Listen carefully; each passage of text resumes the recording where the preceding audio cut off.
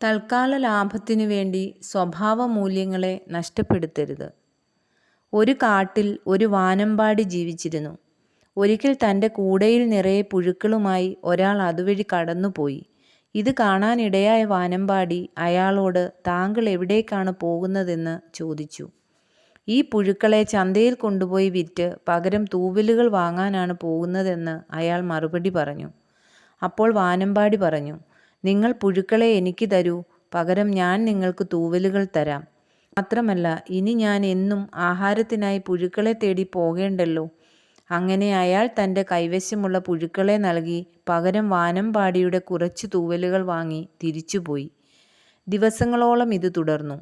ഒടുവിൽ വാനമ്പാടിയുടെ ശരീരത്തിൽ ഒരൊറ്റ തൂവൽ പോലും അവശേഷിക്കാത്ത സ്ഥിതിയായി. അതുകൊണ്ട് തന്നെ പുഴുക്കളെ നൽകാനും അയാൾ കൂട്ടാക്കിയില്ല.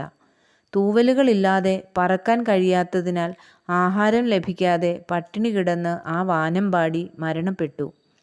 വളരെ എളുപ്പത്തിൽ ഭക്ഷണം ലഭിക്കുമെന്ന് കരുതി തെറ്റായ പാത തിരഞ്ഞെടുത്തതിനാൽ തൻ്റെ ജീവൻ തന്നെ ആ വാനമ്പാടിക്ക് വില നൽകേണ്ടി വന്നു. നമ്മളിൽ പലരും ഈ വാനമ്പാടിയെപ്പോലെ വളരെ എളുപ്പമുള്ള വഴികളാണ് ജീവിതത്തിൽ തിരഞ്ഞെടുക്കാൻ താല്പര്യം കാണിക്കുക. ഒടുവിൽ അത് തെറ്റാണെന്ന് മനസ്സിലാക്കുമ്പോഴേക്കും നമ്മൾ പരാജയത്തിൻ്റെ പാതയിലേക്ക് എത്തിച്ചേർന്നിട്ടുണ്ടാകും.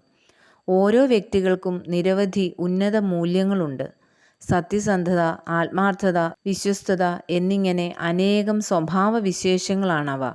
സ്വന്തം നേട്ടങ്ങൾക്കോ താൽക്കാലിക ലാഭങ്ങൾക്കോ വേണ്ടി നാം നമ്മുടെ സ്വഭാവ മൂല്യങ്ങളെ നഷ്ടപ്പെടുത്തുമ്പോൾ അവ നമ്മുടെ ജീവിതത്തെ പരാജയത്തിൻ്റെ പടുകുഴിയിലേക്കാവും നയിക്കുക.